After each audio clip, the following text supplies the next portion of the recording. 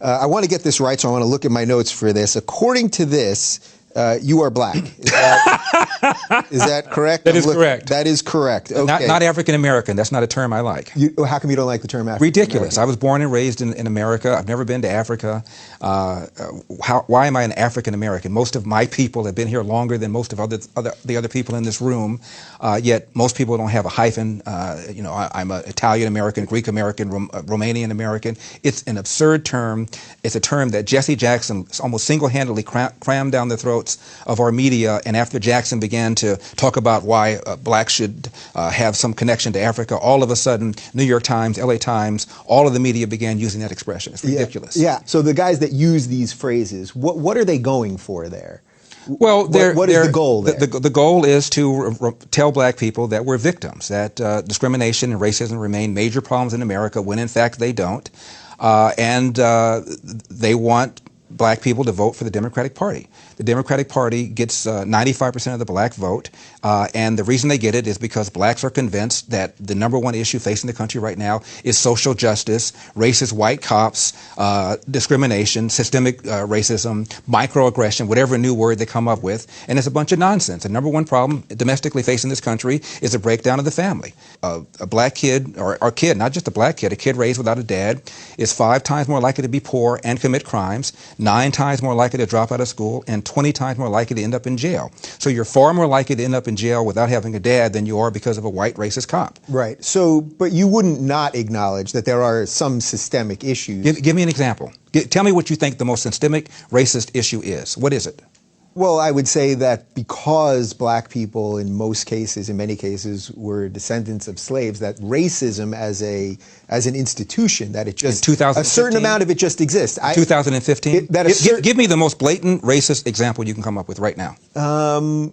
I think you could probably find evidence that in general, cops are more willing to shoot if the perpetrator is black than white. What's your basis for saying that? Last year... Well, look, I know a lot of people would say, look what's going on in Chicago. I know what they would say. Yeah. I'm talking about what the facts are. 965 people were shot by cops last year and killed. 4% of them were white cops shooting unarmed blacks.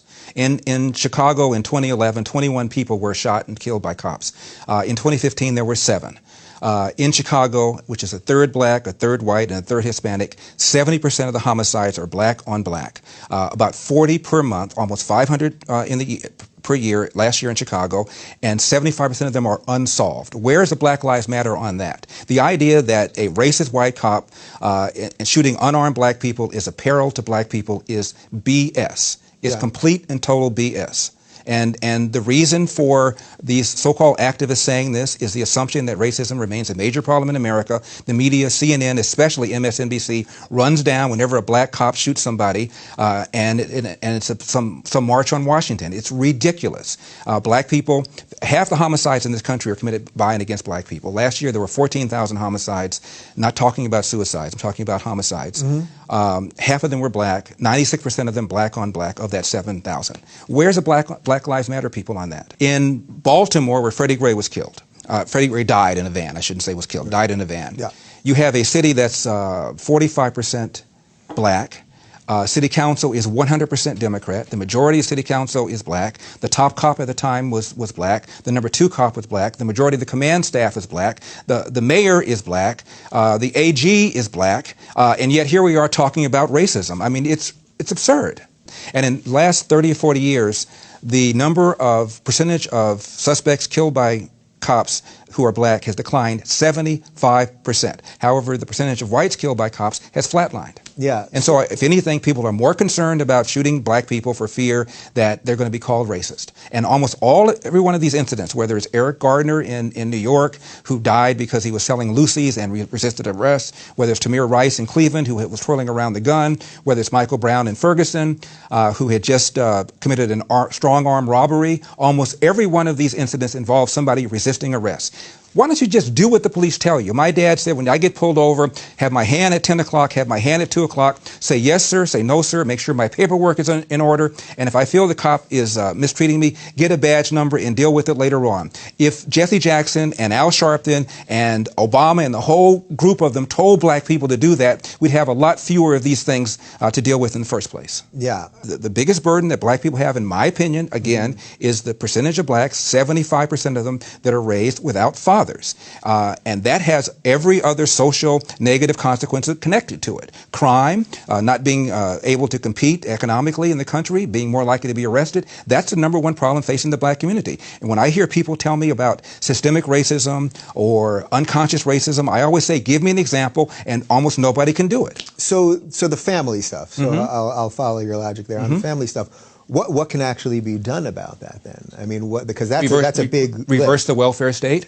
In 1890, 1900, you look at census reports, a black kid, believe it or not, was slightly more likely to be born to a nuclear intact family than a white kid.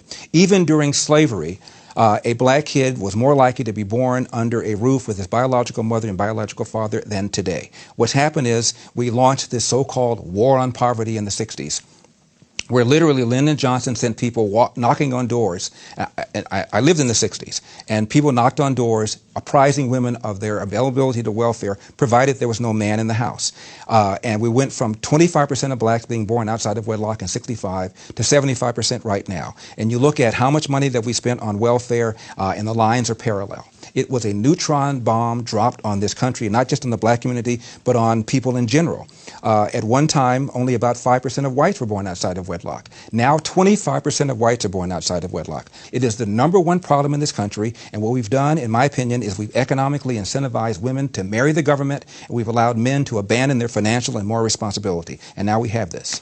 So do you And the left has done this. They don't want to deal with these issues. Why? Let's have a conversation. If I'm wrong, tell me I'm wrong. Tell me how I'm wrong. Give me your data. Give me your facts. Tell me what you got. Yeah. And I could quote the Brookings Institution, which is a liberal think tank, and the Heritage Foundation, which is a conservative think tank, and they'll both tell you that there's a relationship between crime and bad schools and going to prison and not having a dad. So this is not just a liberal kind of thing or a conservative kind of thing. It's a real world kind of thing, and they don't want to have that conversation. How do you wrestle away a little bit of the narrative from the Black Lives Matter folks?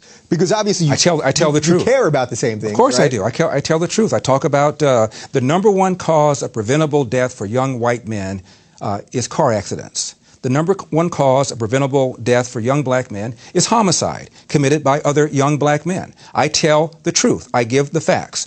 And the facts are racist. Yeah. So the facts are racist. Facts are racist. Right. Hashtag facts are racist.